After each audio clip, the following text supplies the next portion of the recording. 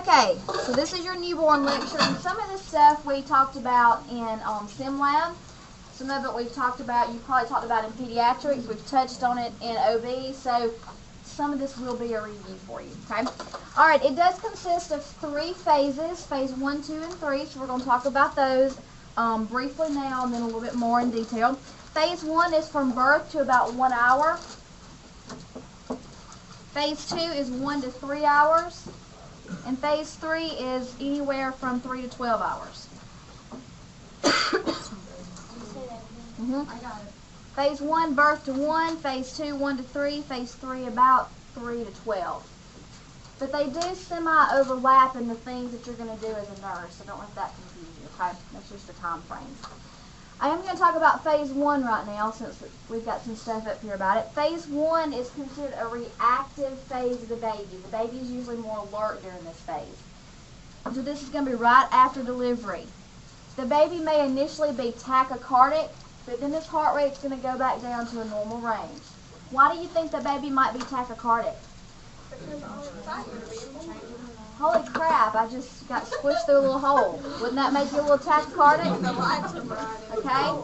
And it was nice and warm, and now cold and wet, and people are staring at me, and there's bright lights everywhere, and I'm a little ticked off about it. So, yes, you can actually see an increase in heart rate. You can also see irregular respirations. Why do you think that is? Because up until this point, up until they were born, were they having to do any of that? No, because Mama was doing it all for them, right? You can also hear rails sometimes may be present when you auscultate the lung fields. Rails? Rails. Why do you think that is? What is a rail? It's like a wet lung sound. Because they were in an environment that was liquid. Now they're out, so they may still have some of that residual. We talked about that they're coming into this big old bright world, and there's a lot of loud sounds. Do y'all know which reflex is called the startle reflex? It's called the Morrow reflex. So during this initial period, that you may see that reflex a lot because they're not used to it being quite so loud. So the Morrow reflex. What else is it? Morrow or the startle. That's a good way to remember it. If you know those two, you kind of know what they do. Absent bowel sounds and increased movement. Any idea why they might have increased movement? Oh, I can move now. I'm not confined, so you do see increased movement. Okay, so that's phase 1. So let's talk about what we do for phase 1. Thermoregulation. What does that mean? Keep them warm. Good. What do we do to keep them warm? Put them under the warmer. Cover them up with blankets. Put hats on them because a lot of the body heat's lost through the head. What else? Socks and shirts. Socks and shirts. You're forgetting the primary one that we do. What's the first thing we do when that baby's born? Dry them off. Because they're going to lose a lot of heat. If they're wet, they're going to lose a lot more heat. So that is your first step in resuscitating a baby is dry them off. You got to get them dry because they're going to lose a lot of heat that way. So drying, put them under the warmer, put hats on them. You can swaddle the baby or keep them covered. And if they still can't maintain their body temperature, what would we do? Put them in an incubator. If we can't maintain their heat with just a radiant warmer, then we have to go to something a little bit more advanced. Okay? Good. All right. Why is it so important to keep them warm? Cold stress. Okay? If we let them get cold, they can develop cold stress. And I know y'all talked about this in Sim Lab. So what does that mean? What is cold stress? All right, think about what happens. If you get cold, your body's got to work harder to keep you warm, right? So you got an increased metabolic rate, which increases your oxygen demand. Do your babies have a lot of oxygen reserve? No. Okay? So thermoregulation is very important to prevent cold stress. Sorry, I've got tons of notes. I'm just making sure I know. All right. What are some symptoms that we might see if the baby's developing cold stress? Shaking, shivering. increased respiratory rate, decreased O2 saturation, all those things.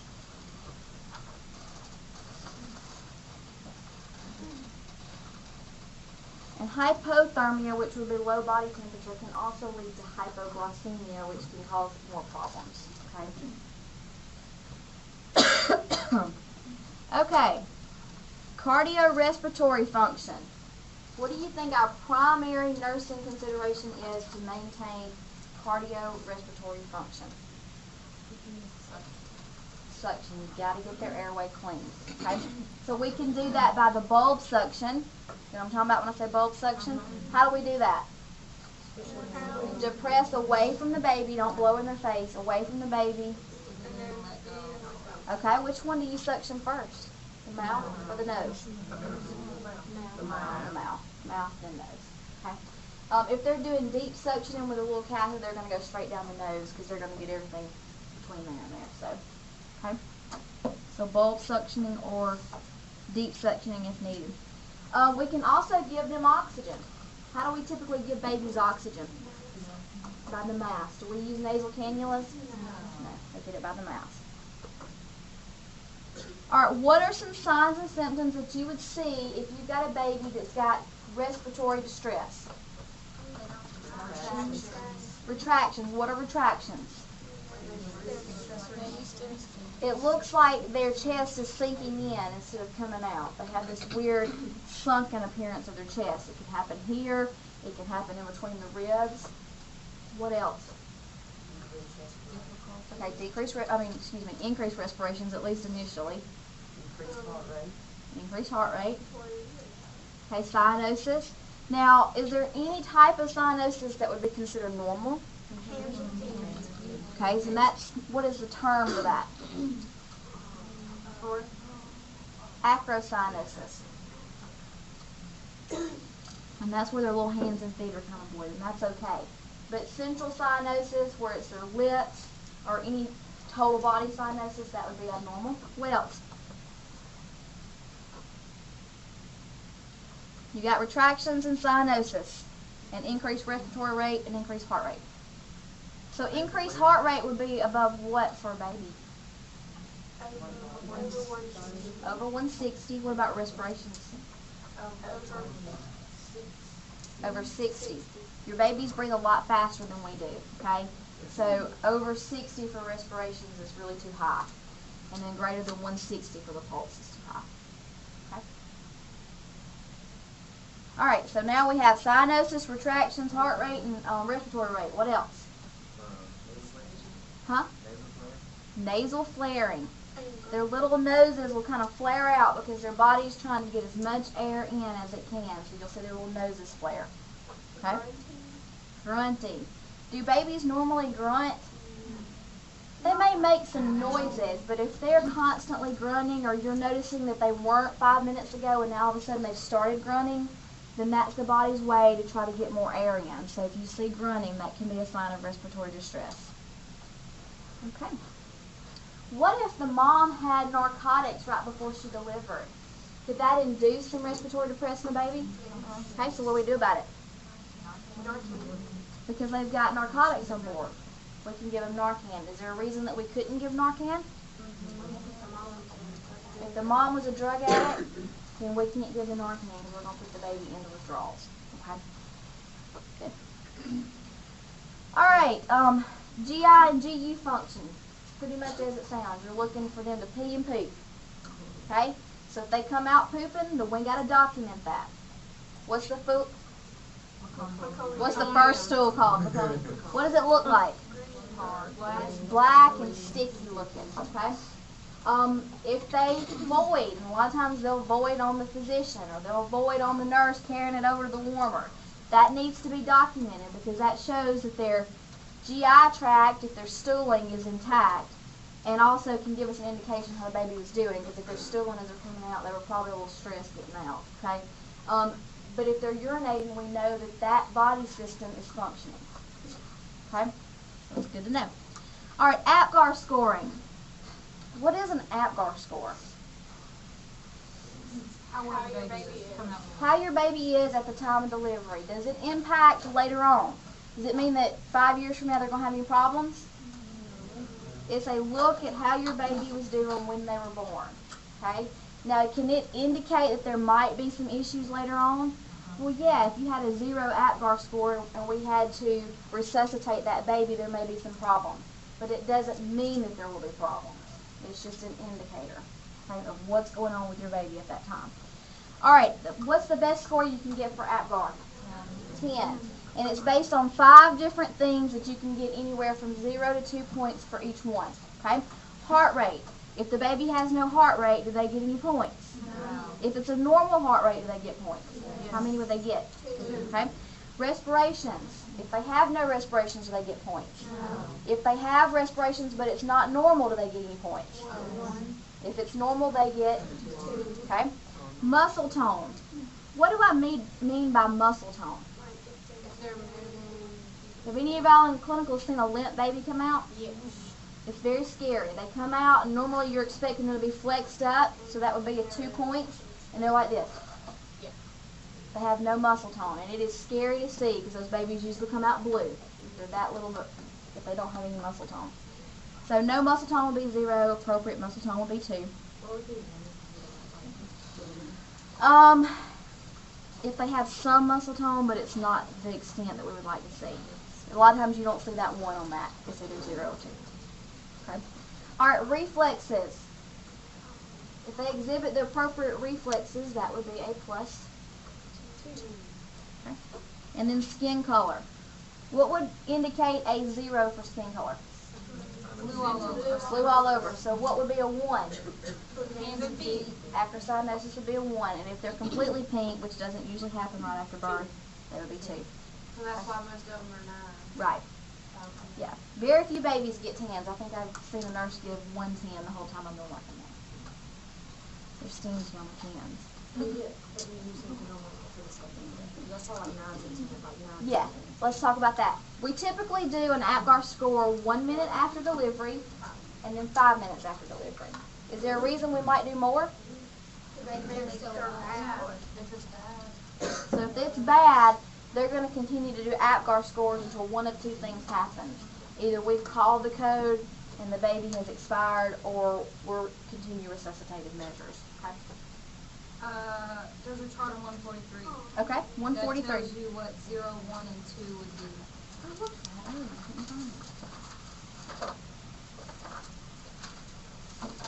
So right before the nice page.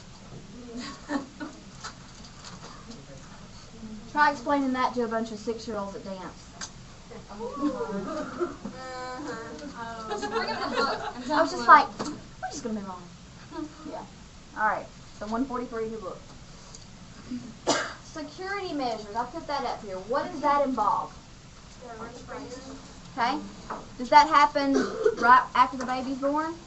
Yes. Before that baby leaves the delivery room, it is armbanded. Mom's got an armband, baby's got an armband. And usually if the significant other or who's going to be there is already there, then they will get the 3rd armband. Okay? What does that tell? What is the purpose in that? Make sure their baby. Right. So it's got their name on it, a specific number. They all have the same number. So what do we tell mom when we armband them? Make it every time. Every time they bring your baby to you, they're going to check this armband. If they don't, you need to ask them to do that. Okay? What other security measures do we have? You have a pink or a specific color. Hospitals are different, but all the labor and delivery or OB staff has a pink band across at our hospital. So nobody gets your baby unless they have a pink band. Okay? What else do we do for security? And they may not do it right then, but later on they're going to do this. They put the low jack on them, right? The little thing on their legs. If they get next to an exit door, it's going to start alarming like crazy. What's your responsibility if the low jack goes off? Go Go to an exit and look for what? Anybody with a baby. Are they going to be carrying the baby like this? You're like, No. take the baby right here. It's not mine. I'm taking A big bag. big bag or duffel bag or backpack, something they could conceal a baby in. Okay? Good. All right. Bonding and breastfeeding, we kind of talked about this with the last test, but we do, if they're going to breastfeed, we do try to do that during phase 1. Why do you think that is? Because the baby's more. The baby's more alert, okay? May not be very coordinated, but it is alert, so we do try to get it to the breast as soon as possible. How are we going to know if bonding's taking place? Holding them, looking at their face, counting their toes, talking about it. But are we terribly concerned if mom's just like, could you just hold the baby? No.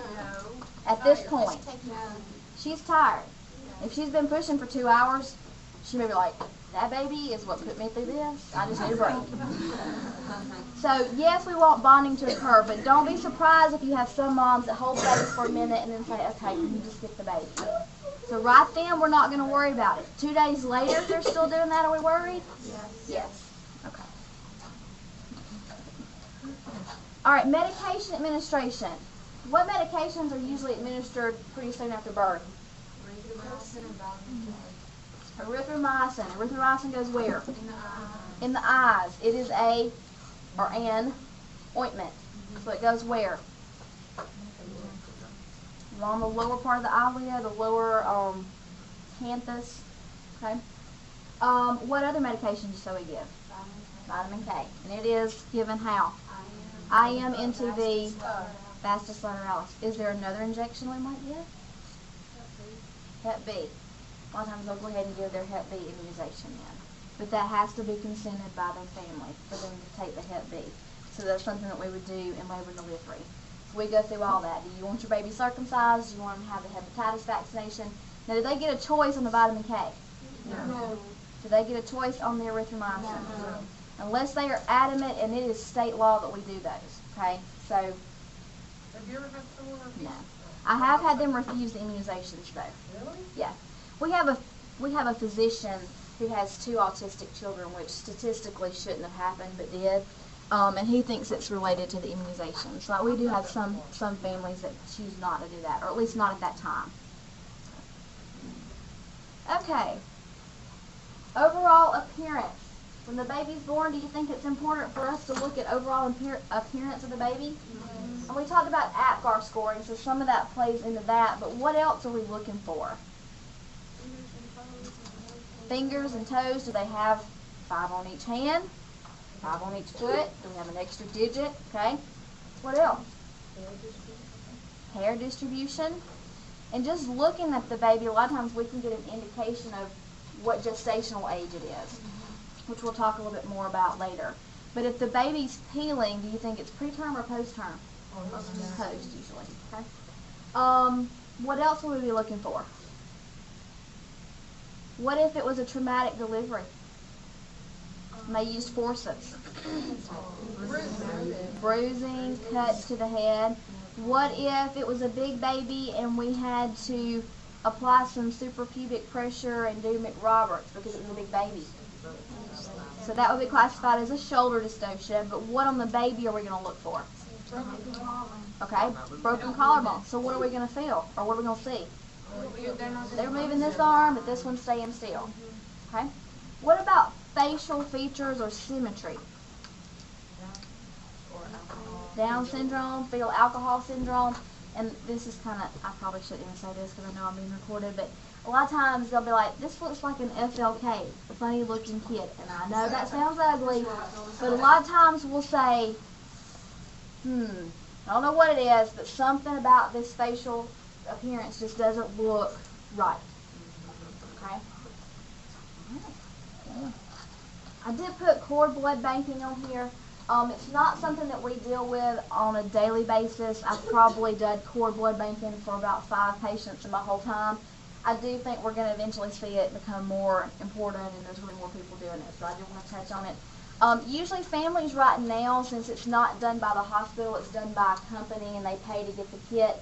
The family will bring a kit in with them if they want the cord blood banked, and there's specific instructions about which tube and how much you need to put in there. So if that's something that the family wants to do, they usually know more about it than we do because we just don't do it that often.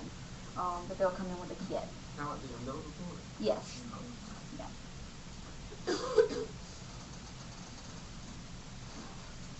Okay. I can move on to the next. All right, phase 2. So that was phase 1. Here's phase 2. Decreased reactivity. So the baby's not near as alert as it was during that initial phase. They may have decreased motor function. They're just not moving around like they were. Now they've stretched, make sure they can move around. They're fine. They may have rapid respirations, but tend to have a normal heart rate. And bowel sounds appear.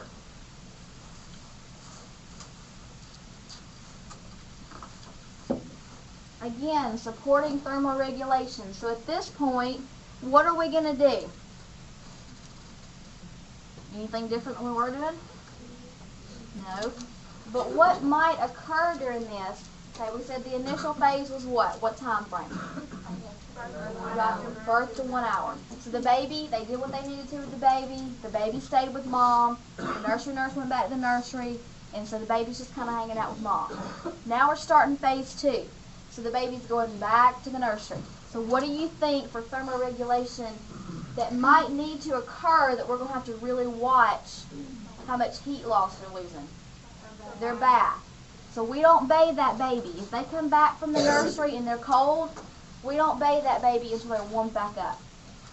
So we will put them under the radiant warmer. So that's usually the first thing they do. When we take that baby back over to nursery, that's what we do. They go under the radiant warmer. Okay? So the bath will be delayed until the temperature is normal. There's several different types of heat loss, and I know there's a little section in your book, so if you're on that page, you can just check it off, but I'm going to go through them just in case you don't have it there. Evaporation. What page? Oh, I think we're over to chapter 11 now, maybe. No, 12. No. What chapter? Page 215. Okay, 215. Sorry, y'all. This book kind of skips them out in different chapters. Okay, evaporation. What does the term evaporation mean? Okay, so it's liquid and it's being evaporated. So what do we do to prevent evaporation? Dry the baby. Okay, good. Conduction. What's conduction? Heat loss because you place them on a cold surface. So what do? Don't put them on a cold surface. Okay. Convection. Heat loss because of drafts.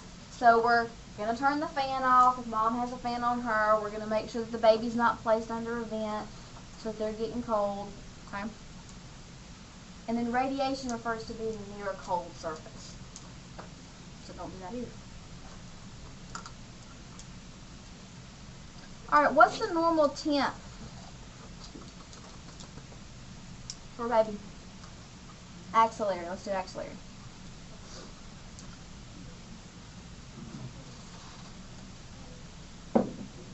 I swear I'm going to buy a cricket sound. About 97.7 to 98.6, somewhere around there. Now that's axillary, so if it's rectal, it's going to be a little bit higher because it's going to tend to be a little bit higher. A lot of your hospitals do like for the first temperature to be a rectal temperature. So you may see during that phase 1, they may do a rectal temperature, and then from then on out, they may use axillary. Okay? What was that rating? 97.7 to 98.6, somewhere around there. If it's a little higher than that, we're not concerned, but we don't want it lower than that. What's the first one? 97.7. No, why's the first one? Usually because we want a really accurate. That's the core temperature of the baby. It's the most accurate. Yes, it will also make, you can, yes, definitely. In rectal, it's like, is it 1 Usually it's a degree higher. And now with the scanners, the temporal scanners, those are supposed to be just as accurate. So you may see a shift later on to using those, but right now let's look at rectals. Temperature in phase 1. Do what now? Do they check the temperature in phase 1? Yes, they will check the temperature in phase 1. They usually do a set of vital signs in phase 1. Rectal? That's the rectal, isn't it? Usually they do it rectally, yeah. And you may not even That's notice it. weird because when Samuel was born, they didn't, I don't know if they didn't do it or they did it another, because they didn't find out that he didn't have an anal opening until in the nursery. Really? Yeah. So they may have just done an axillary or something Yeah. and then did the other one in the nursery. Because they were At our gonna hospital, that. we do the rectal in the room. That's the Yeah. first one we do. Because we were in there. Because the he family's was in always going, there. oh! Yeah. He was in there for about an hour, and then they took So it that's back. what it was. And They that's did where the they same took time. it Yeah, they do normally do a set of vital signs in phase 1. All right, GI and GU function. We pretty much already talked about that. We're going to look for voiding, look for stooling. Okay.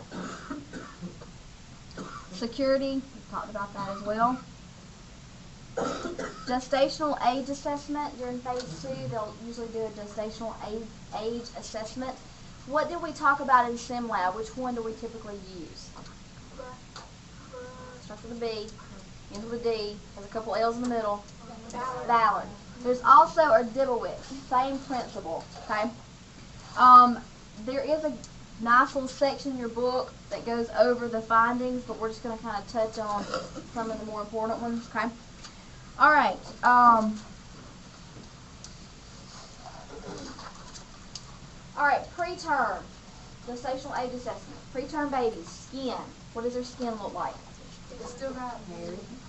Okay, it's hairy. A lot of vernix. Lot of vernix. What else? Thin. Thin. Your premature baby's skin is very thin. Okay?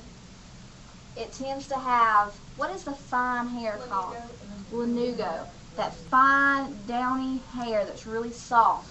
If they're premature, they're going to have a lot of that. If they're due, then they're not going to have that, or not near as much. Vernix is what? That white, cheesy stuff.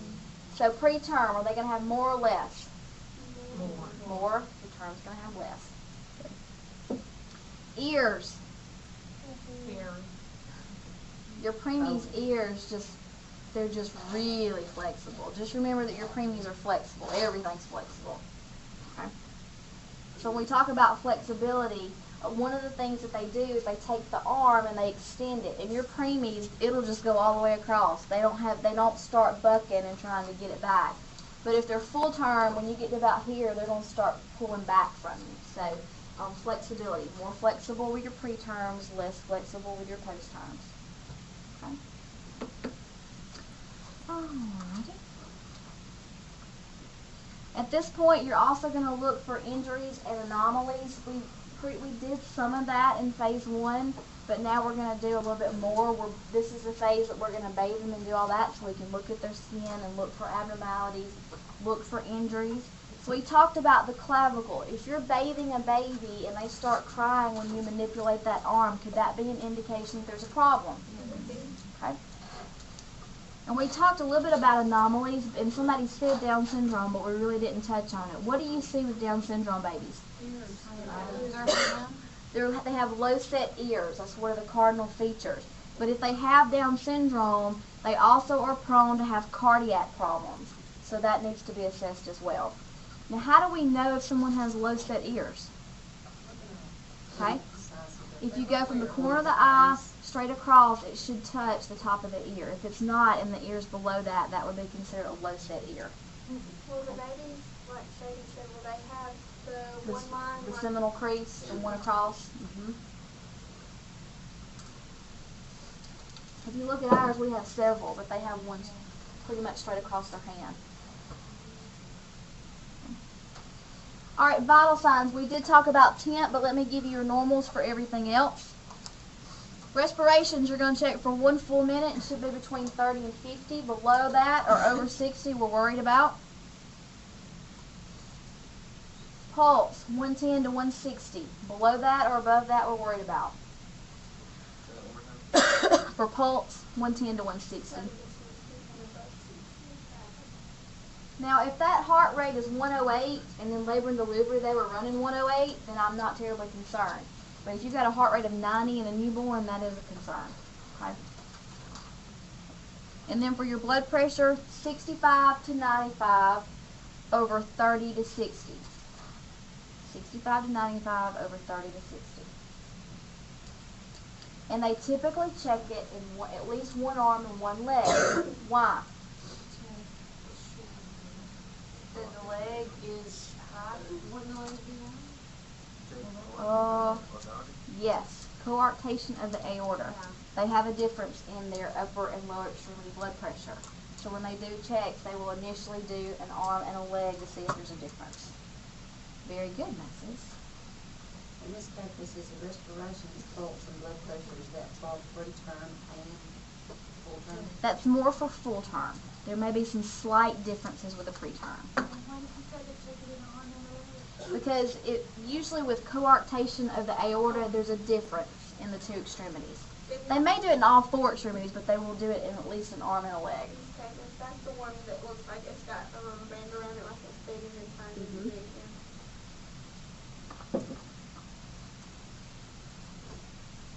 Alright, typically the vital signs are done every 15 to 30 minutes, then hourly, and then every shift, every 4 to 8 hours. So just like for your adult patients, we're going to monitor them really closely, and then as they stabilize, we'll monitor them less frequently. Alright, screen. Sorry. That's okay. What did you 15 say? times Q, Oh. Q 15 to 30 minutes, and then they'll do Q hourly, and then they'll do Q 4 to 8 hours. Depending on what's going on with the baby. If there's something going on, of course, they're going to do it more frequently. Alright, weighing and measuring. Now, at a lot of hospitals, this will take place in phase 1. Your book lists it in phase 2. So we're going to talk about it now. Weighing the baby. What do we do to weigh them? on the scale. Put them on the scale. Okay. Why do we need a weight? See if If that it go up goes or in down. line. We need a baseline because they are going to lose some weight. All babies lose weight after they're born. What else? Okay. Could you have a full-term baby that doesn't weigh what it's supposed to? It could be high or low, right? So we get a baseline because we want to weight on them. But if we had a 15-pound baby, of course we're going to go, whoo, yes, we're probably at risk for, which would cause what? In the baby? Low blood sugar. Because it's not that the baby's diabetic, it's probably that the mom was diabetic. Okay? What if we've got a baby that's a 40-week baby but weighs 4 pounds? What would that be called? Okay, failure to thrive, inner uterine growth restriction. Okay? See how we're pulling all that back together? Yeah. Alright, measuring. What do we measure on the baby? Head, chest. Head, chest, Length. and length. How do we measure length? You put pin marks. Stretch their leg. Tip of the head, extend the leg to the toes. Okay? So all the way. Head to toes with the leg extended. Are they going to lose length? Sure. They could. They're definitely going to lose weight. Think about your baby that just got pushed through that little opening and has a cone head that's this far. Once that molding goes away, they could actually lose some length. Now, if they're a C-section baby and they didn't go through all that, the chances of them losing length is slim because they don't have a little pointed cone head. So families need to know that. If we come in 2 days from now and tell you that your baby's 1.5 inches shorter than they were, then it's okay. It's because the cone head has went down. Okay? Which is good. They would much rather have a 2 inch shorter baby than a cone head baby. So, all right. Chest and head measurements. Why do we do those? Okay. We want to make sure that we don't have an abnormally large head in relation to the chest. Those measurements are typically very close to each other, the head and chest measurements. So if you have a 2 times larger head than you do chest, and that's going to make you wonder if we've got some hydrocephaly going on. Or smaller, and you can have some chromosomal abnormalities going on. Okay? Alright, cord care. When you look at a baby's cord, what should you be able to see right after birth? Now once it dries up, you can't really tell, but 2 arteries and 1 vein. remember Ava, artery, vein, artery. So you just have 2 arteries and 1 vein. And if you've ever had a chance to look at that, it almost, they're very apparent. You can see them, but it looks like little tubes. I'm trying to think of something that I can describe it as, but it just looks like little tubes. The little, you know, the capillaries that they put in blood up in Yeah. the blood bank? It's Yeah. like 2 little ones. You know what she's talking about? Those little bitty tubes that they use to put on the finger and it sucks the blood in, but they're real small. That's kind of what this looks like. But you can see 3 distinct vessels. If we don't see 3 distinct vessels, are we concerned? Yes. Yes, but we have to have at least what? One of each. 1 vein and 1 artery. If we don't, the baby's not with us. Okay? Well, when they squeezed it, which ones would bleed and which ones kind of pop up? If you can't really stand on that. The vein is usually more flat looking, and the arteries are usually round. So I would think it'd be the arteries, but because usually when you squeeze it, the vein kind of collapses because it looks Seems more like flat. you can't find it if you kind of Squeeze it and it pressure kind of pops up. Yeah. I didn't know which I'm one. pretty sure it's the arteries that when you push it, you see more than you do the vein. When I was in the C-section, when we went to clinical together, they, the nurse asked as soon as the baby was delivered, Yeah. Yeah. And usually what we'll do is if the nursery nurse can't tell, because sometimes they'll clamp the cord so tight that it squeezes it and it's hard to tell, then we'll go to the placenta and look at where they cut it and look and see if there are 3 vessels. So, because you know if there's 3 vessels there, there's 3 vessels there. So. Okay, what do we teach about cord care? How do we teach the patient the cord care? Okay, don't take the crust off. Clean it with alcohol. Keep it dry. Do they need to wear the diaper over it? No. Fold it down. Is it going to fall off? Yes. Should they be concerned about that? No. Good. All right, screening test. What screening test do we do? PKU is the biggie. And that one's state mandated. And I know y'all talked about PKU in PEDS, right? Yes? Yes, because it was on your last test. So y'all should have. A lot of times we'll do more screenings than that. We typically, it's mandated that we do a PKU, but they may also test for other things, like hypothyroidism, maple syrup, urine disease. So when we get them to sign the consent, it may be sent off for a variety of things that would be treatable if we knew about it, but we got to know up front.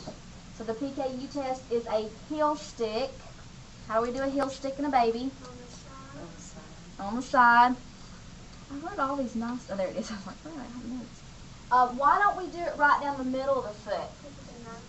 Because of the nerve. So it's on the side. Same principle, you know, when we do the finger stick, we do it kind of on the side of the finger, side of the heel. They do. They kind of bend it back, and it looks like it hurts. We talked about babies are flexible, especially if they're preemies. They'll just, it looks like their toes are touching their, and they may be touching their leg because they just kind of hold it back. We do typically warm it before we stick them so that we get good blood flow to that area. And it's on the side. And that's usually done about 24 hours after delivery.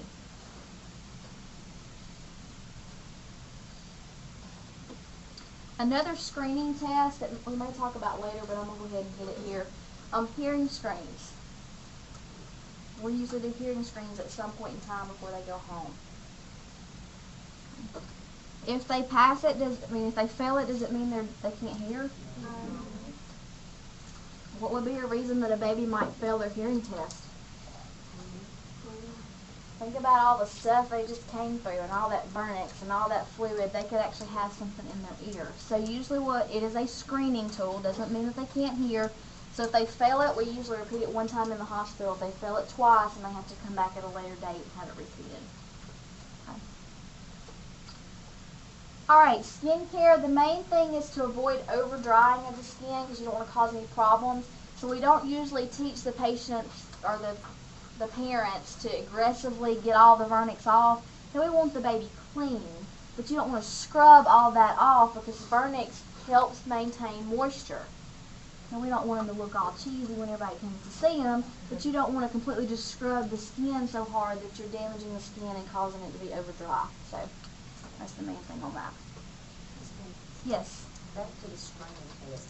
You test for hearing. Mm-hmm. Do they also test for blindness? Is there any way to tell or anything?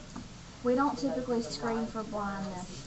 I mean, they'll test neurological function, you know, with all that, but they don't typically test for vision because there's no good way for us to know what the baby's seeing, if that makes sense, what they're seeing. Because they can't say that's an S, that's a T, that's a U. So we can test neurological function and structure, but vision we don't usually test. I mean, usually if they kind of follow things, that's a good indication that they can actually see. Otherwise, they're just going to stare straight ahead. How old would a child normally be before you know, I mean, months or weeks? Probably months. I mean, until they get to where they can focus on things, because you know, when you got a newborn, they just kind of, their eyes kind of roll around sometimes. But once they get to where they can focus on something, if you're holding something up and they're they're just, they can't see it at all, they're not even trying to grab for it, or they're grabbing over here and the object's here, then that would be an indication. But if they're completely blind, they would never grab for it. They're not going to see it to grab it. Although they might see shadows, they're not going to know where to grab. So that would be an indication. So I would think it would be months before you get a good indication. Okay. And also look, as far as skin goes, make sure you're looking for jaundice, which is what? Bilirubin and that yellow coloration on skin. Okay. Bonding, I think we have covered. Daily care, what do you think is involved in daily care? Feeding, diapers, baths, cord care, so all that stuff we've kind of already talked about. Keeping them warm, what to watch for. And then feedings we talked about last time. We talked about breastfeeding and bottle feeding and that kind of thing.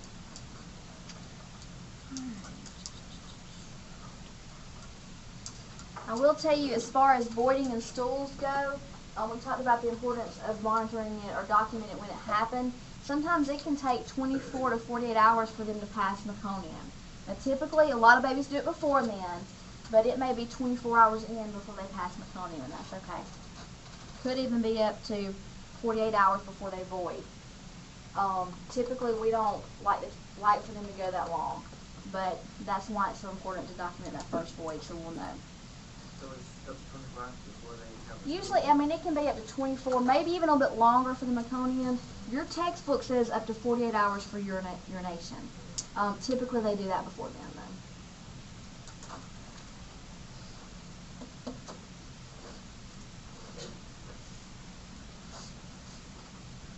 All right, discharge planning, we talked about the majority of this, but you also need to make sure that you tell your patients about follow-up care, when they're going to need to come back, and that kind of thing.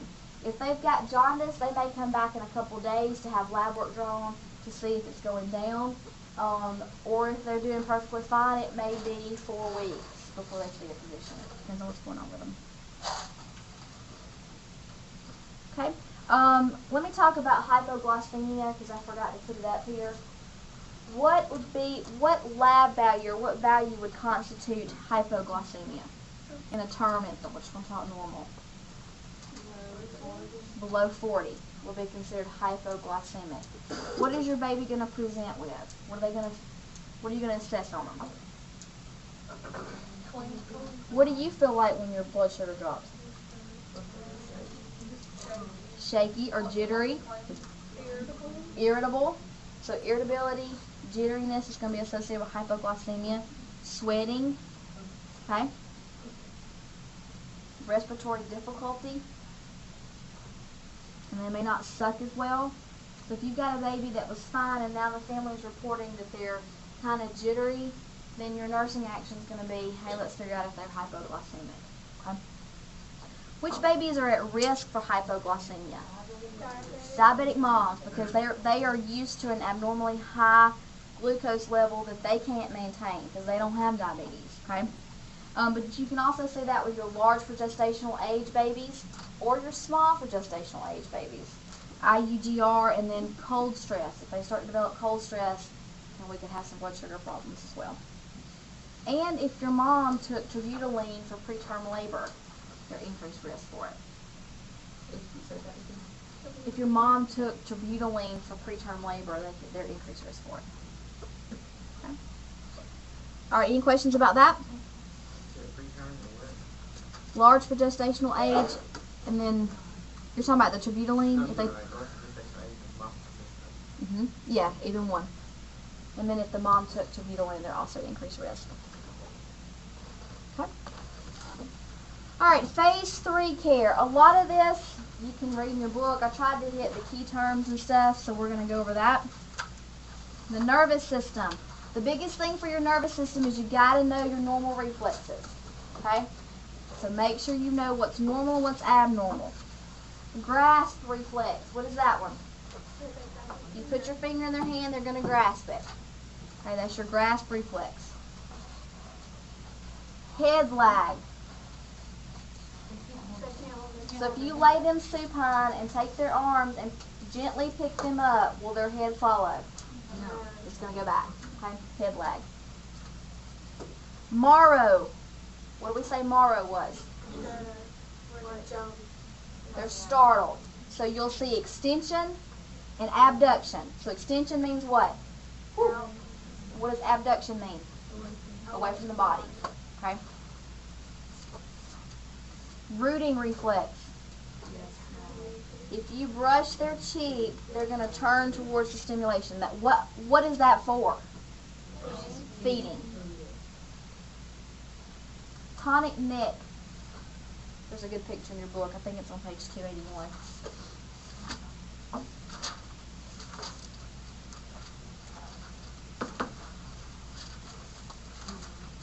It's where if one arm extends, then the opposite leg extends when they turn their head that way. So it's why your babies look kind of crazy sometimes. They turn their head and it's like, woo! They're cheerleaders or something. But on page 281, it's up there at the top. For all of these, all of them did have negatives, or is it? You should have all of these. You want them. You want them. That's kind of what we look like in the stress. Babinski's. What is a normal Babinski's response in a newborn? Their toes flare. So if you take it and you go along the lateral aspect of the foot, they flare, but in an adult, is that normal? No. Okay? So a baby should have flaring of the toes. That's a normal response. Okay?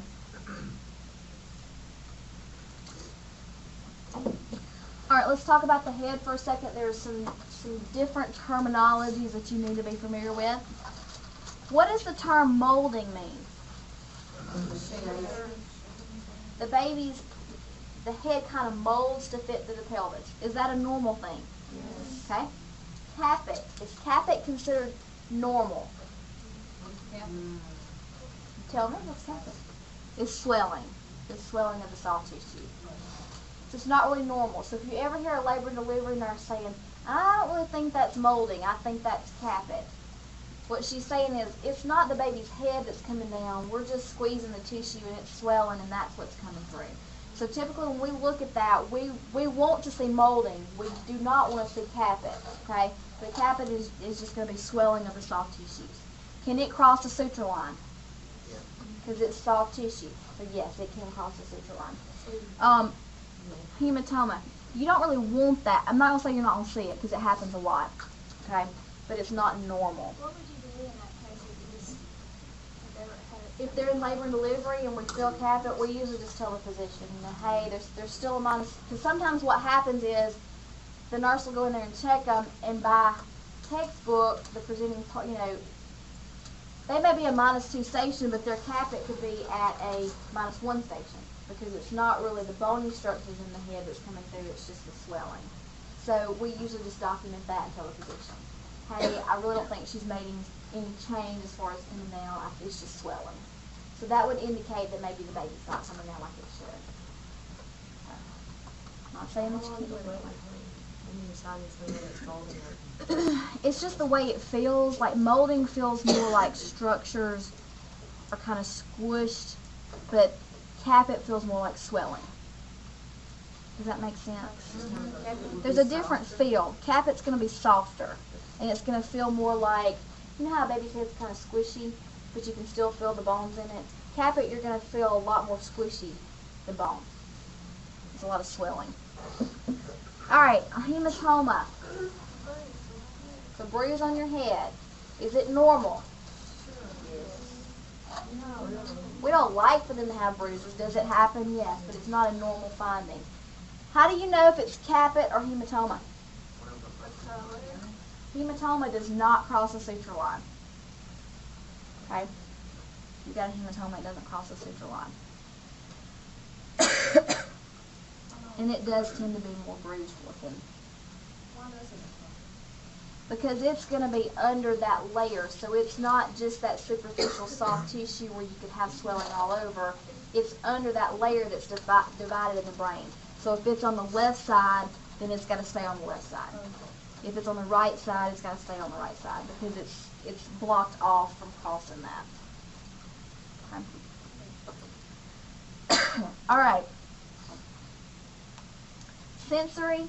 The biggest thing I want to tell you there is they can get overloaded really easily, especially your preterm infants. So we've got to be very careful that we're keeping them in a nice, quiet environment. They're used to being protected from all that, and when they get in it, we have all these alarms going off and everybody's talking. So sensory-wise, they can be overloaded pretty quickly. So quiet environment's best. As far as hearing is intact at birth, but just remember they can have fluid and stuff in there. Their ears are small, so that can affect their hearing slightly, but they can hear. Sleep. Do newborns sleep a lot? Yes, about 15 to 20 hours a day. So they sleep a lot. Usually after about 24 hours, their sleep and wake cycles do tend to stabilize a little bit more. Okay. For pain, your book used the cries method, and I think that is on page 285, yes. Can babies tell us when they're hurting? Like, can they say, hey, I'm hurting, and it's an 8, and I'd really like some Pilates for that? No. Okay. So we have to look at them, right? So what are some things that you're going to see if the baby's hurting? Crying. Drawing up. Or guarding one, not moving a particular extremity. Increased vital signs, increased respiratory rate, increased heart rate. Blood pressure is probably going to go up a little bit. What else? They might not be sleeping as good. Clenched fists. They might not be eating as well. They may have grimacing on their face. Yeah.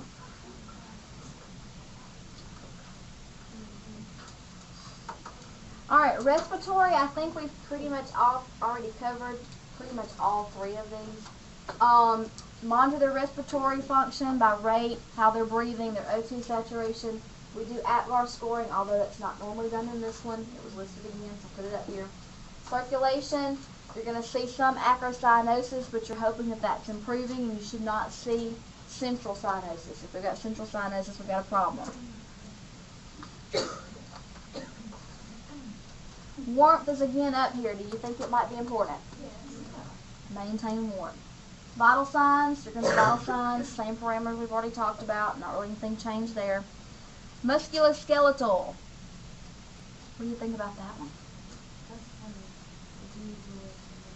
Okay, their flexibility and that kind of thing. That kind of goes back to the Dibowitz, right? Link, go ahead. Isn't there one where you pull their feet down and the shin belts? Retract back up. Is that a muscle tone for the APGAR?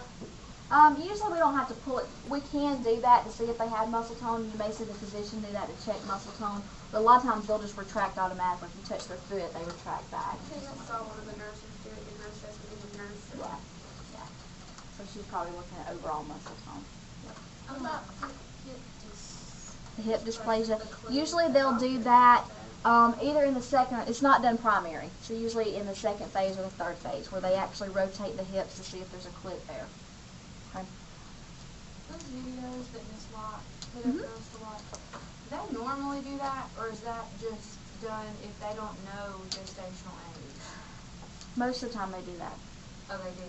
Okay. Let me get, obviously if you don't know dates, you got to do it. You got to know what type baby you're dealing with.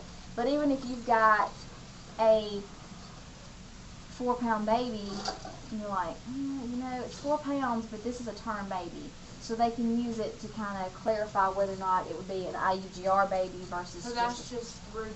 Yeah, it's pretty routine. You can have a really big baby that's a 36-weeker. Or a lot of times, like they'll come in, we've had several that have delivered for PIH at 37 weeks, but when they were born and we Dibowitched them, they were more like 36 weeks, had a little bit of respiratory problems, so we do it on every baby. All right, length and weight, we talked about that, but just remember that your baby is going to lose weight. It can lose up to, usually typically 5 to 10%, could be up to 15% of their body weight. Your normal length of your babies is about 19 to 21.5 inches, and normal weight is between 6 and 9 pounds. Sure. The baby will tend to lose some body weight. 5 to 10% is considered normal. It may be as high as 15%. The normal length is about 19 inches to 21.5 inches, and the normal weight is about 6 to 9 pounds. 6 to 9.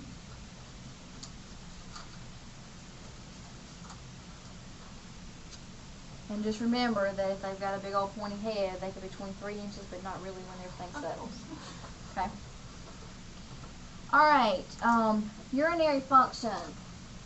At this stage, we want to make sure, it may be in phase 2, it may be in phase 3, these are going to kind of overlap, but now we're going to make sure that not only are they urinating, but what else do we need to look for your little boys?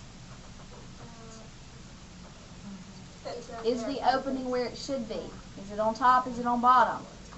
Okay. Look at their testicles. Are they distended? Okay. We talked about the differences in a preterm and a post-term baby. A preterm baby, if it's a little boy, their scrotum tends to be smooth, but if it's full-term, it's got the little craters or the little indentations in it. So that's another way to look at maturity. But look at the testicles. Make sure they're distended. Make sure that the opening is where it should be. What about your little girls? The labia majora won't be the most common. Right. So with and a lot of times, even with your full-term babies, there's usually some swelling in that area. So it may look very prominent to you, and that's normal. It's just because of mom. All right, integumentary. We're going to touch on these a little bit. Here's some definitions for you, and I think there's some good pictures in your book on page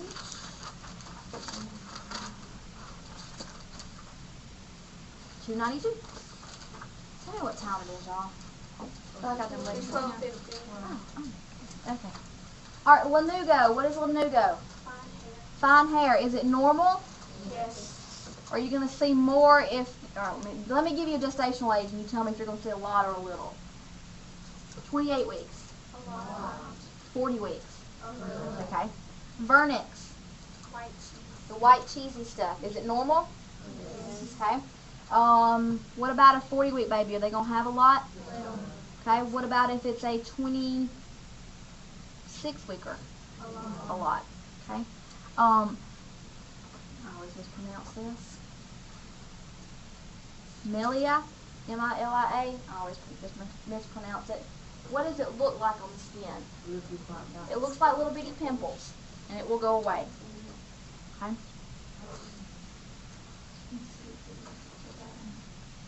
It's kind of hard to see in this picture, but it's on 293, and it's around the baby's eye, and they're really small, so it's kind of hard to see, but it looks like little bitty pimples.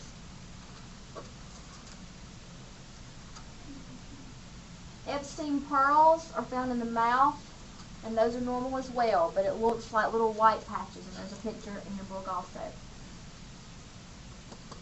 Completely normal. Mongolian spots, what do those look like? They look more bluish in color. They have a unique color to them. And there's not anything to worry about with those. Not everybody has them, but if they have them, it's not a big deal. Acrocyanosis. Normals, and it's where your fingers and toes are blue. Okay. All right, you see this picture on page 292? This desquamation, where the baby's peeling. When would you see that? Pre or post-term? Your post-term. So if you have a baby that delivers, I don't care what size it is, and it's peeling, then that is probably a post-term baby. Their skin looks really bad. It really looks bad to see them peeling, but. Yeah, my baby's like, he's like almost 42. Mm-hmm. And he was feeling like crying. Yeah, it's bad. It looks. I mean, it is. It looks bad, and you hate to take that baby to mom and be like, "It's really okay," but it does look bad. All right. What is the medical terminology for psychological jaundice?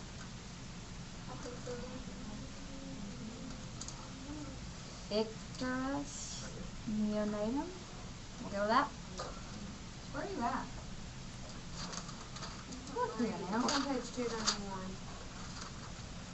Bottom of page 291. No, it's just Ictus neonatorium, psychological jaundice. When does it normally present?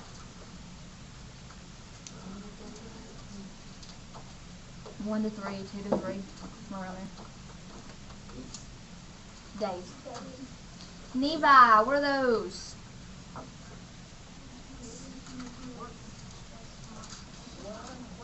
Nevi? Birthmark. Birthmarks. Port wine stains. Red birthmarks. Okay. Where nevi are more dark or brown looking, port wine are bright red. And both of those are permanent. Can the nevi get bigger as they grow? They can tend to stretch. Like my little girl had one, and it took. I mean, it did get a little bit bigger, but you know she got bigger. So. I mean, Colin's got one on the side, and it was like this big when it was born, and now it's like this big. Yeah. I had one back when we were little. Mhm. I always thought it was bigger, but Yeah. it's funny. My little girl has one that's, well, she had several. She's really funny. She's got birthmarks everywhere. But she's got one about this big on the left side of her abdomen. It looks like a little heart. My daughter's got one of her, forearm right here. Uh-huh. It's like from here to here, and it looks like just a rash. Yeah. Port wine, you know, it's gotten darker the older she's gotten. And what? Everybody that sees her goes, oh my God, what's wrong? She got a rash. You know, they're like, no, Yeah. it's a birthmark, and then she's got a heart, just like it was on her elbow. Yeah. Mallory had one on her hip, and it was kind of irregular shape, and it was hairy. It was a hairy nevi, and those can sometimes become malignant. So they actually took that one off. And she's got birthmarks everywhere. She's funny. She has one on the back of her neck. She's got one on her foot, and for the longest time I tried to wash it off thinking it was dirt because it was real light, but she's got a birthmark there. She uses it like, she uses her life to tell her left and right. Yeah. She's 15 years old, and she needs to know she'll still live. Isn't that funny? Yeah. My niece got port wine stain on her eye, Uh-huh. and so she has to go and get like pressure checks on her eye and stuff. So she'll still It comes all the way down, and like even if you turn it under her lip, you can see like the blood vessels and Uh-huh. stuff. But the doctor said that she can eventually develop glaucoma. And like a lot of medicines though, like Motrin and stuff, you can't give them if they have like. Because of the increased sensitivity bleeding, Yeah. because of all the vascular. I know it's not gonna ever go away, but Right. I don't know. I mean, there are some cosmetic treatments for some stuff. I'm just not sure how well they do on port wine stains.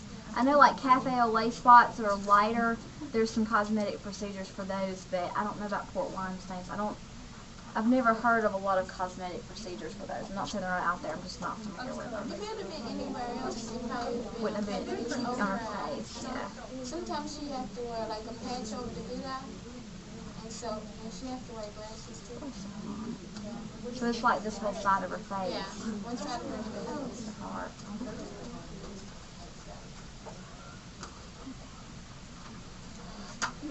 Yes. You said Neva or whatever. That's the birthmark. Okay. They're usually they're darker than a cafe au lait spot, which is real white, but they're not blue or red like port wine or mango spots. Right. They're more of a flesh or like dark, really dark It color. almost looks like her dirty. Yeah, yeah. And then like the giant hairy nevas, is that just a big birthmark? Yeah, with hair in it. Here, I've seen it. Yeah, hers had hair in it. I mean, it wasn't like curly, wiry hair. I mean, it was like kind of like Lanuka. Yeah. I don't think she had like hairs curling out of her side here. But it was real fine hair. Yeah, it looked like downy. Yeah, brush. Come on, brush your knee by. All right, GI function.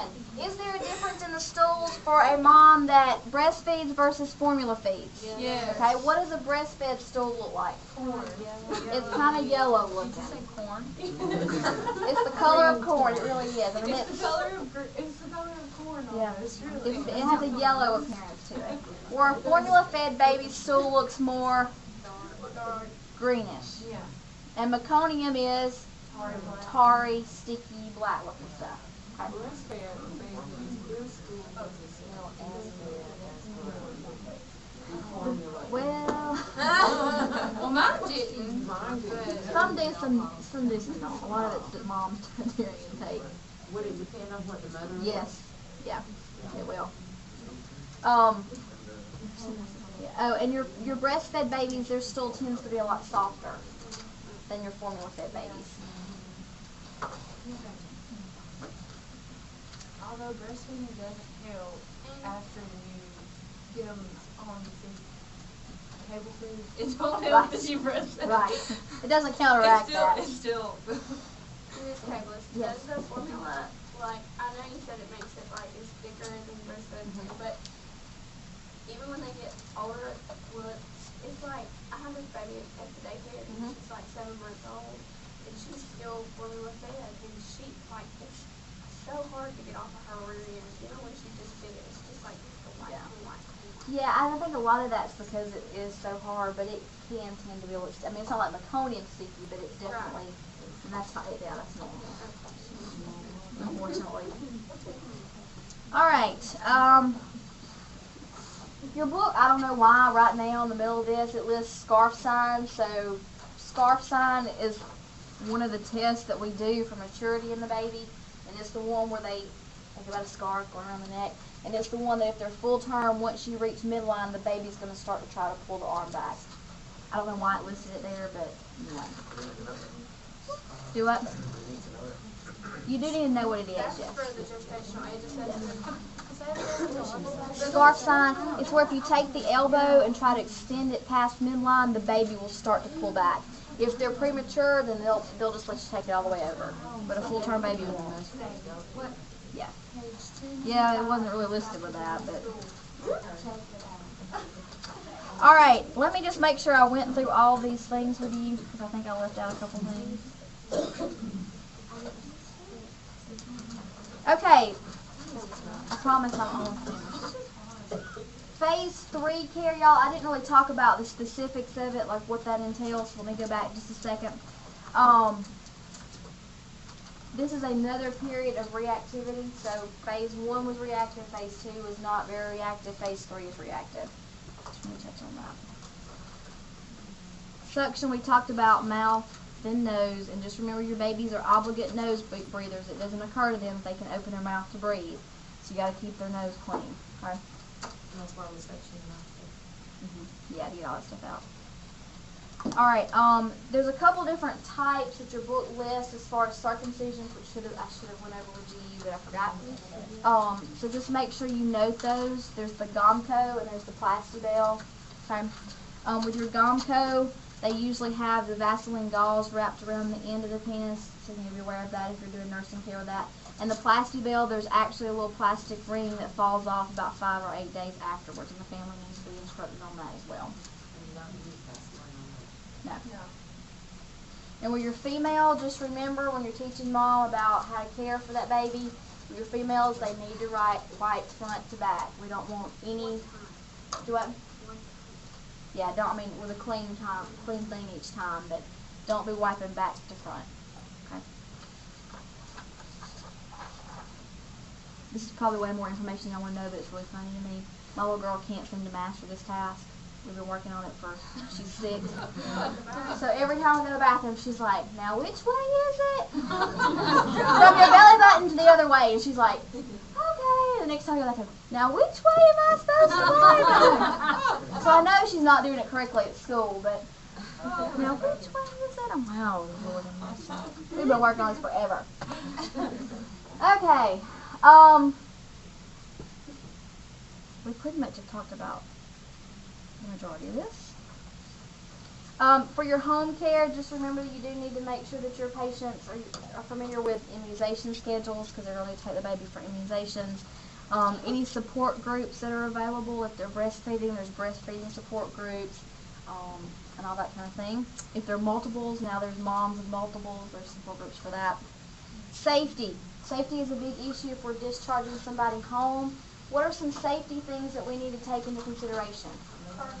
Car seat. They need to know, have a car seat, have it properly installed. The baby needs to fit in the car seat. If it's a preemie, then you're going to have to provide some extra head support.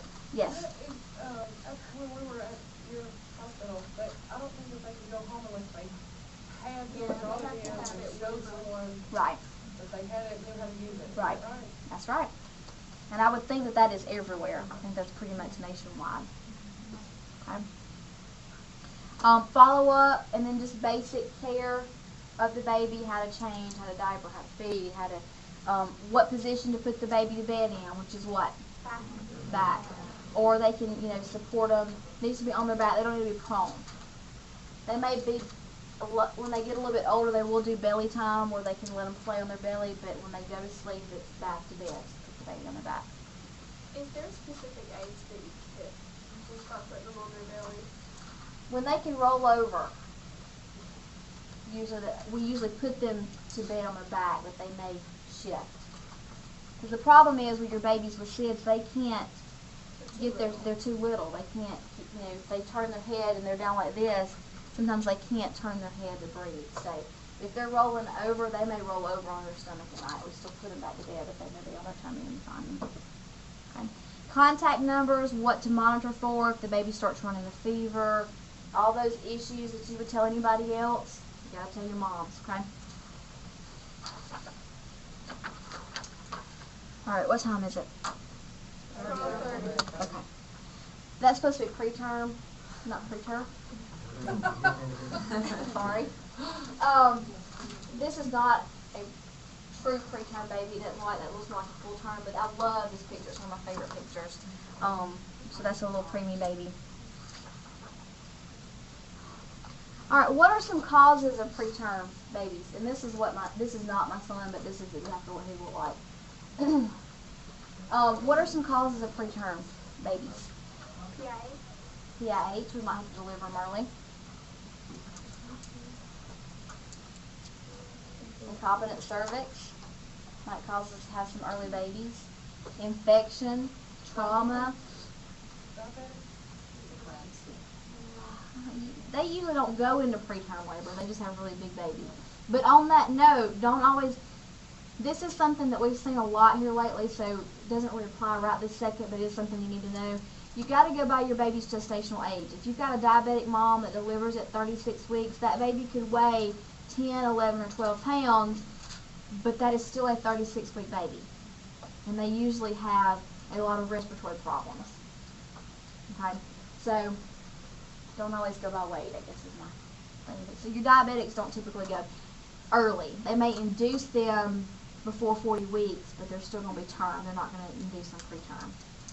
Okay? Trauma, car wrecks, abruptions, that kind of thing. That would be reasons. And we kind of already talked about your physical characteristics, but let's just go over it again to kind of reiterate it. What are some physical characteristics? Their skin's kind of transparent looking. And depending on gestational age, you're going to see differences in that. Y'all have watched those videos, haven't you? Where the ones where the little bitty babies, they don't even, their eyes are closed and they can't open them. And then, so as you progress, this is going to get less and less and less until they're term. But transparent skin. What else? Lots of lanugo, lots of vernix, lots of flexibility. They just kind of just little dish rags that we can move around. They have a lot of muscle tone. Did you really? I weighed 2 pounds and 1 ounce when I was born. You wouldn't know it now. But my mom had me at 24 weeks. I had my little boy at 30 weeks. I feel for my little girl because the chances of her having a full-term baby are slim to none. So. Is that hereditary? There is a hereditary. Could your son's pregnancy and your mom's possibly affect his wife? Or is it only? It's usually maternal side. Alright. Little baby. Some of these complications y'all have already talked about in pediatrics. So we're going to hit the high points and then we're going to call it a day. How about that? Alright, RDS, what does that stand for? Respiratory distress syndrome. It used to be called what? Hyaline membrane disease. Hyaline membrane disease. Now it's just called RDS. What is the malfunction with that? And these are complications for your preemies, okay? what is considered a preemie?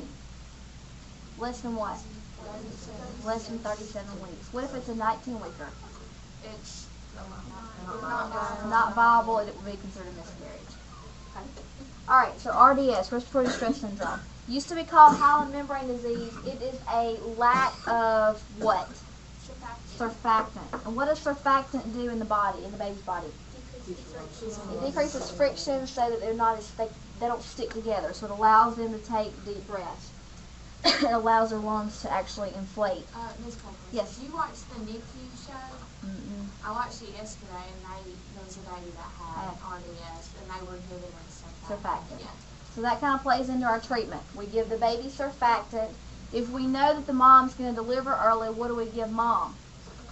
Steroids to help with the baby's lungs. Okay. All right. Bronchopulmonary dysplasia. Shall I talk about that in respiratory? I don't remember any of Okay. It's basically a long-term result of oxygen therapy when they're preemies. And it usually results in chronic lung problems and dependence on oxygen. So it seems kind of counterintuitive, but it's caused from oxygen therapy when they were preemie, and it causes them to be on oxygen for long term. And that's why a lot of times now we don't use regular ventilators for our preemies. We use oscillators. Have y'all ever seen a preemie baby that's been intubated? It's like their little chest is just vibrating because it gives them little puffs of air so quick instead of like a respiratory ventilator for an adult where it gives big breaths every so often. It's just like constantly giving them a little bit. It helps keep them open and hopefully will help prevent that.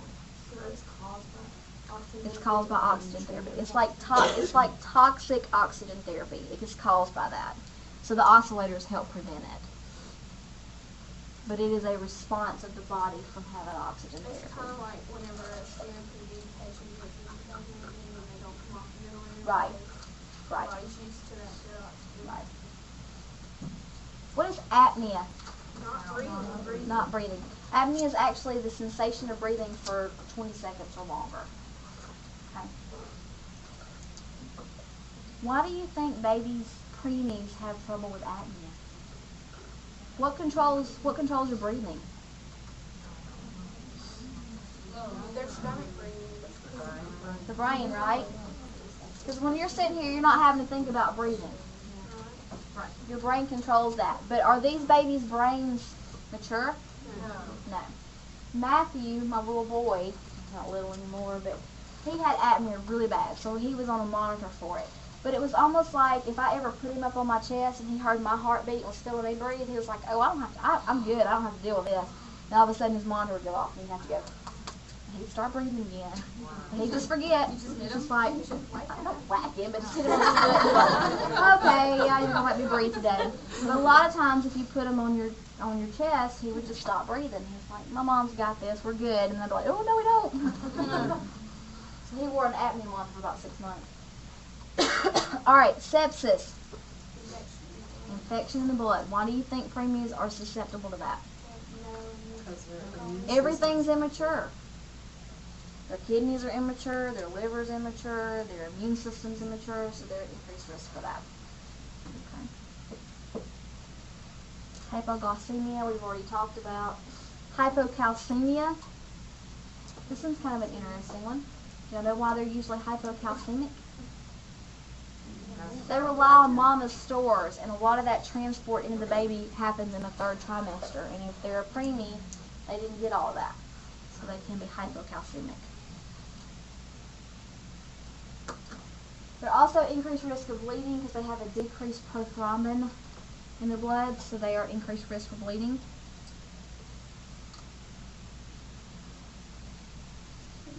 That's why we give them vitamin C. Decreased prothrombin. So prothrombin is what actually causes you to clot. If you have decreased levels, you're at increased risk for bleeding. And we talked about ROP when we talked about how the baby's positioned in the pelvis, but this is different. This is what? Retinopathy of prematurity. So leading cause of blindness in this group because it actually causes, it's kind of like a detached retina, which you would talk about in an adult. is where it starts to detach, and fibrosis, which means it gets really hard, so it can cause blindness. There are varying degrees, but it can lead to total blindness in the baby. It separates, separates in fibrosis.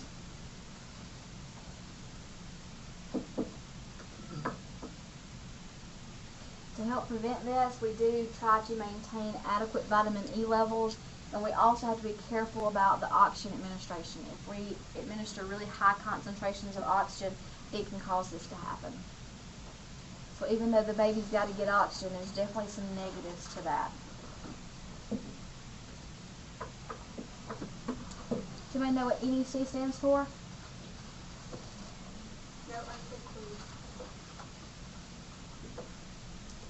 Come on, I gotta know what NEC is. Alright. What? What is it? Necrotizing enterocolitis.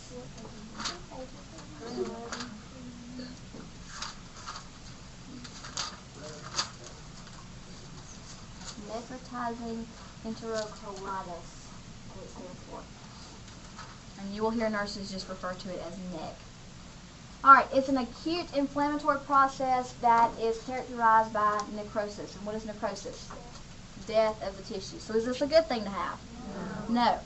Can be caused by hypoxia, because that's what's going to lead to the decreased blood flow and thereby killing the tissue off. So hypoxia. And it can also be caused by sepsis, where the bacteria has actually damaged the lining and then you get some necrosis from that. Okay? So sepsis and decreased blood flow from hypoxia. It's in the mouth. Mm-hmm. Necrotizing enterocolitis. It's in the bowel. Alright, what does your book say are some of the symptoms that you're going to see with the baby? Abdominal distension, bloody stools, diarrhea, like bile. We've had several patients lately that have been vomiting bile. Okay, that's what that is. It's like yellowy green looking stuff. It has a very pungent smell to it also. But it's not like gastric content. It's bile. Okay, so it has a real unique smell. Your patient was vomiting bile the other day. Yeah. It's just, the book gives a name, it's just bile. They're vomiting bile.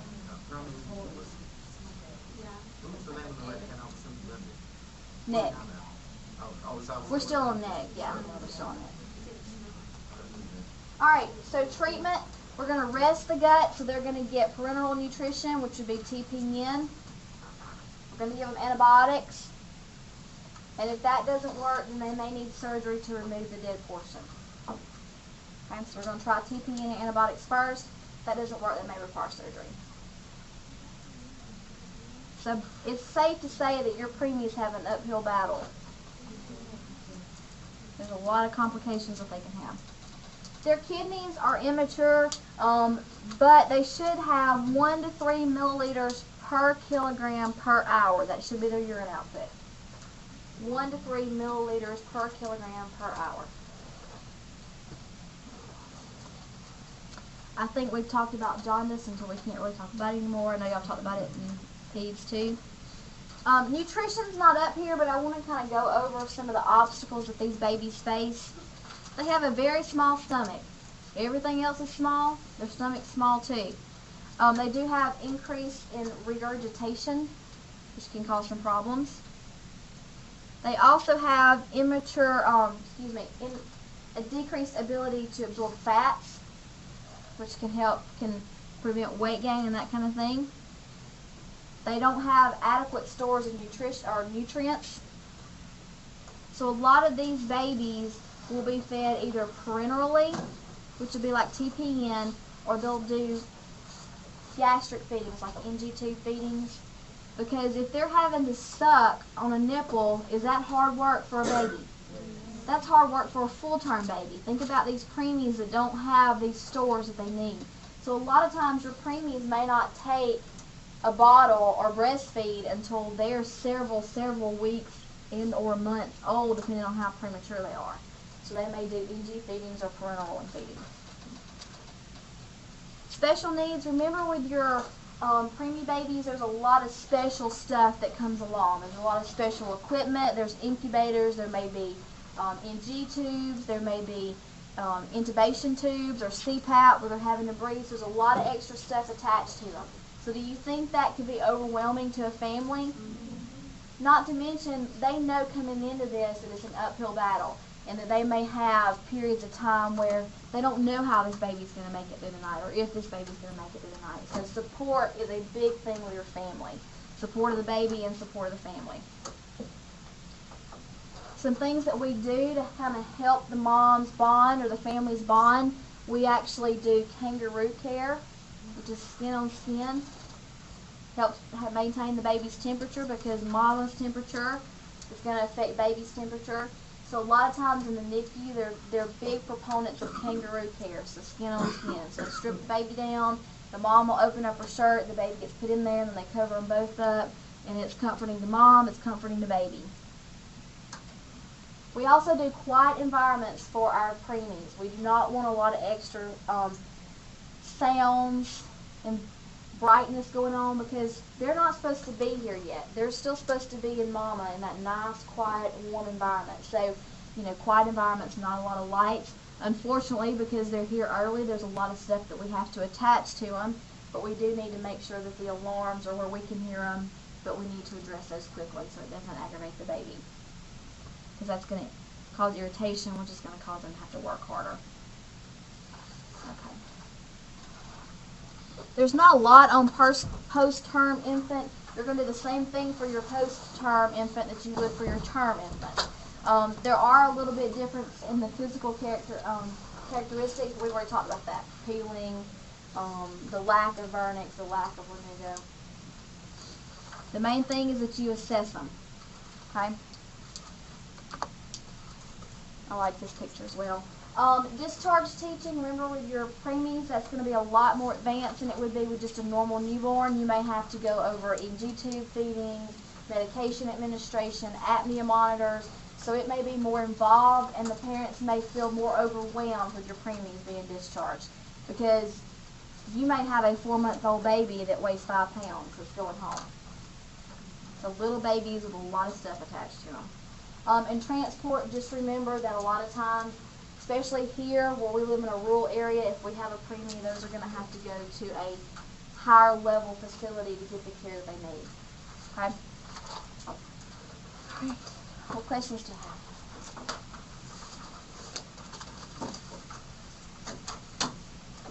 Wow.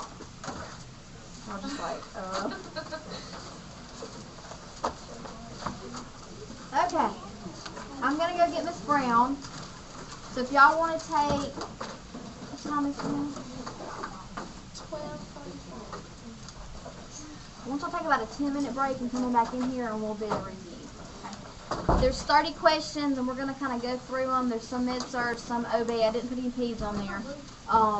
And we'll go over the questions, the answers, and why those answers are correct. So. Even though you might think about 5, you still don't need 20. Yeah. Still half and half.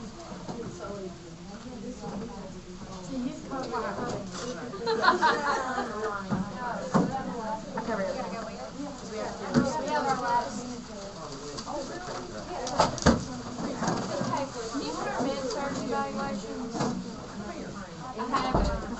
And y'all, with your OB evaluations, I still haven't got them done, so we'll sign them after Thanksgiving.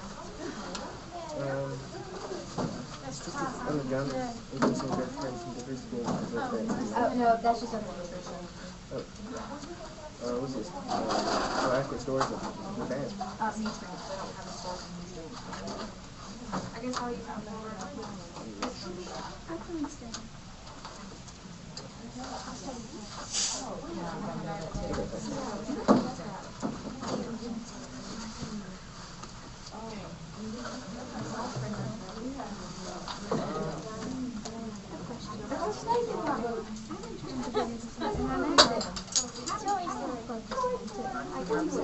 Just when you get done, like you don't have to get bloody. And so usually Oh, I know. flavors it depends on I what need to because know. with these I have a seasoning too. And then I have these. So I have the seasoning. I like to What you can do is like you can plug it in. I need to and then you just add the point. Okay. It's kind of like the way we do it. It's kind of sort of to. So these don't. This was kind of. I know where you go. This is going to be 9 points. 9 points to the total rate. So like when you get through these points right here, you just add all your points together. So it is 9 points. Yeah.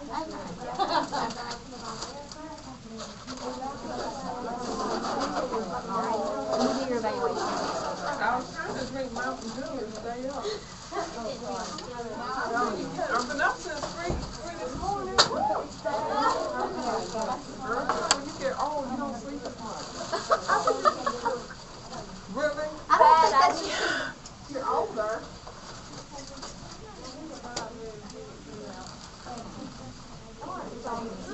Oh, hi.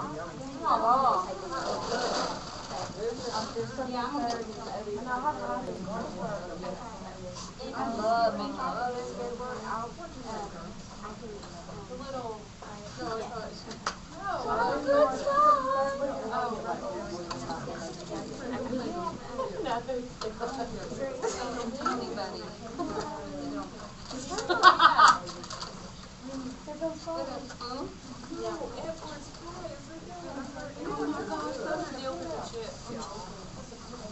How did those get here?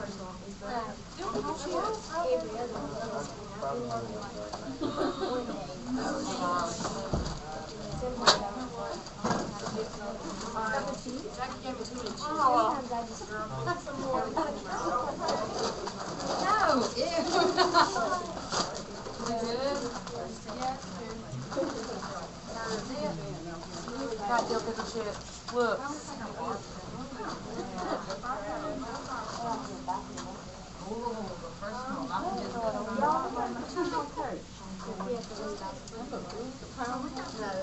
don't know what I did with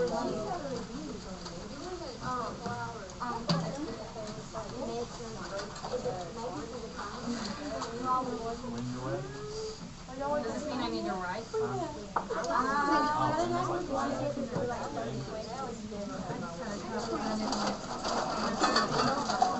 didn't want to waste the plate.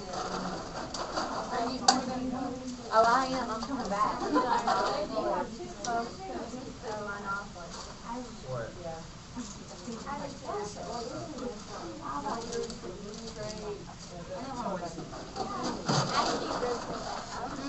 Like chili.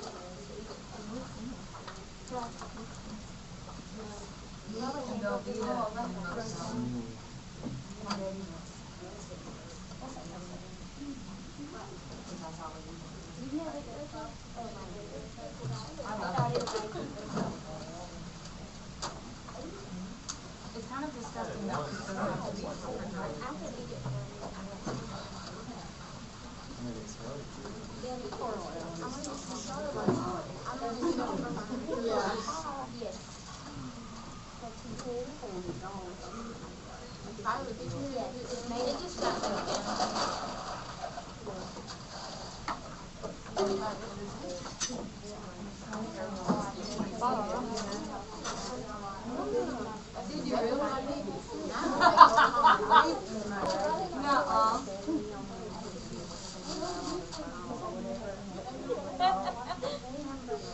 Were you talking?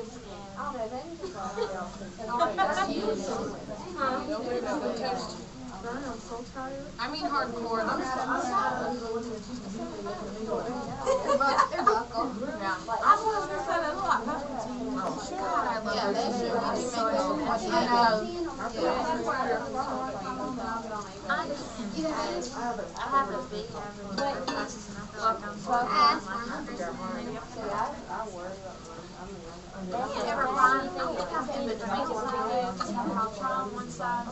Because you know they're by the wayside. And every day, every day they have I've had her BKE. Yes, that's Yeah, I have one pair of Lucky's, but I hate it. Are you leaving? no, my Lucky's braids are here, but I sit down and just like, Because I'm big around here and all. I don't wear them very much. That's my favorite. Pair of what? The other day in Auburn, I was at the bar and this girl was trying to miss me, you know, for like 120. I said, oh, nice jeans, because I really like the ice on this. Yeah, they cost around $1. Yeah, I don't spend that much. Because I know that's not an idiot. One day you're going to be broken down. You know, come on now. I don't have brother, but I have very good for my brother. I like those. Then sometimes I feel like you have to love me as much as you love Liz. She doesn't. That's just because she doesn't. The one of the eggs, or the 7. Yeah, I've heard of that one. I've never tried them.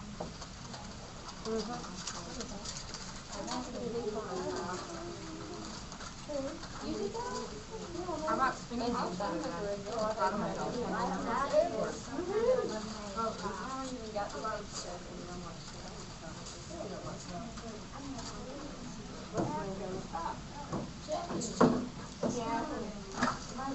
Yeah, it's really reasonable. They get a good discount.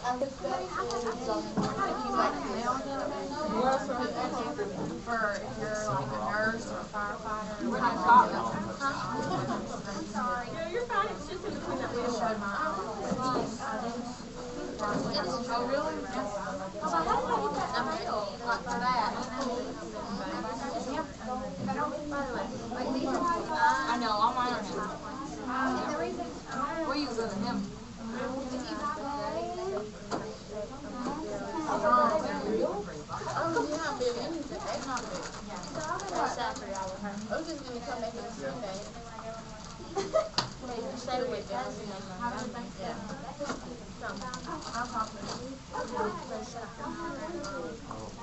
I might still come back on Sunday because just getting up in the morning and driving, we gotta get that right. Yeah. Yeah. Well, last time I went with him, I got a button redone on my pants. Yeah, I wore them and popped off.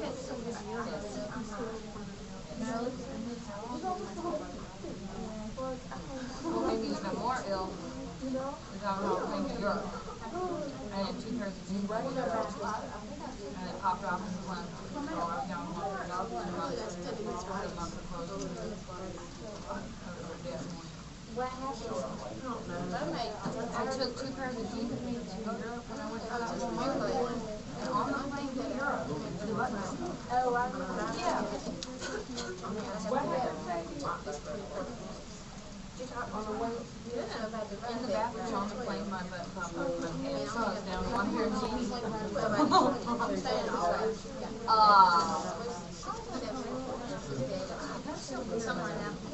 It's like a hit of it. Amanda,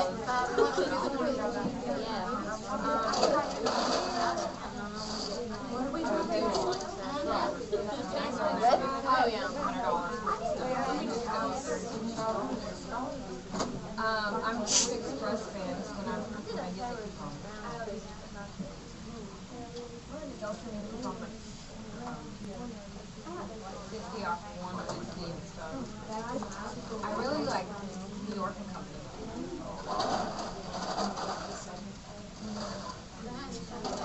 Everything's so high, like, whenever I'm partying, $50. Why are we have New York and Company? Say that's all. But I get it when it's on sale. I go straight to the back. $50 on Healthy every card. I want my small top. It's half.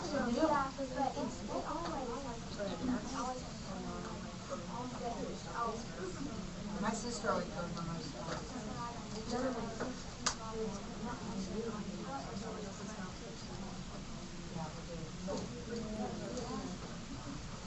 Ever?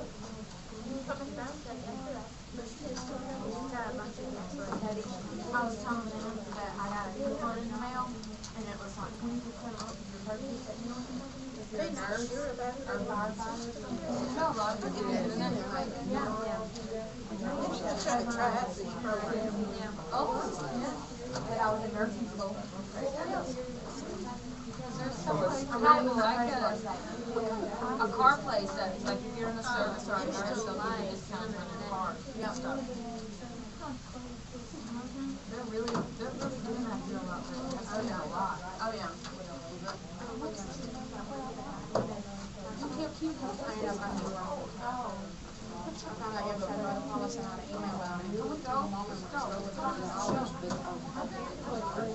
I don't know, man.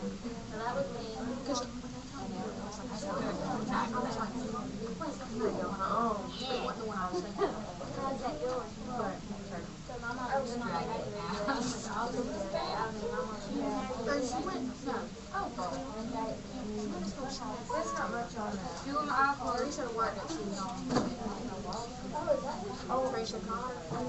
It was brown. I'd say, I didn't know that till yesterday, and I was just talking about those. They got 2 honors, and I was like, wait, I didn't know the honors. I need some of this. It was from mom.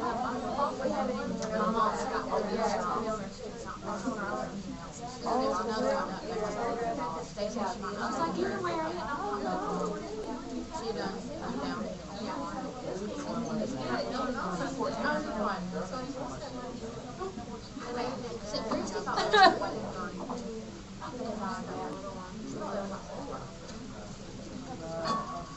Yeah.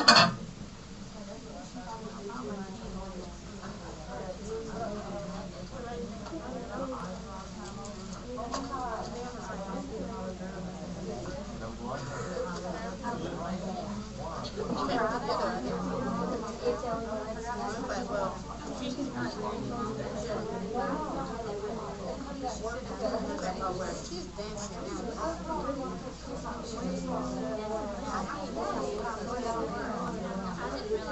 I wonder how to fix the patients.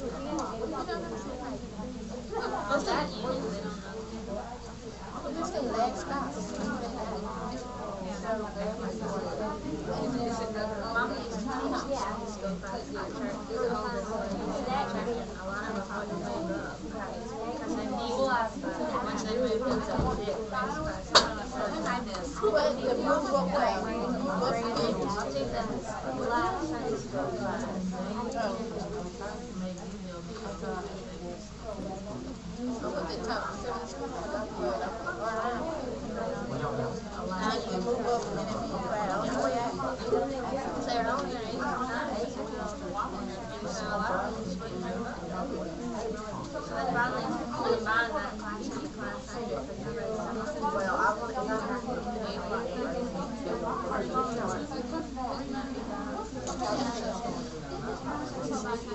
Oh, nada.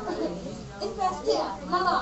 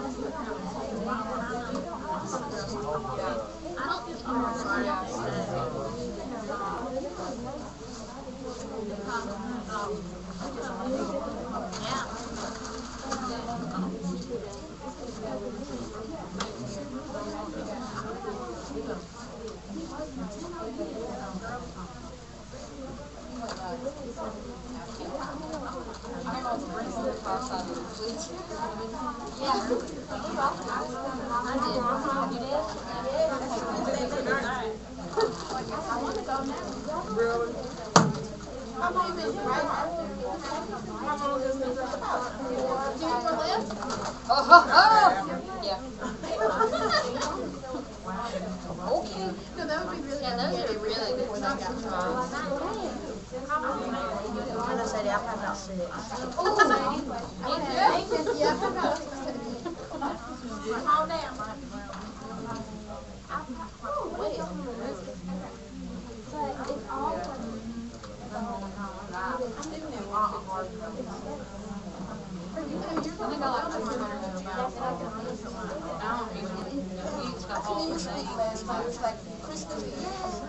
Found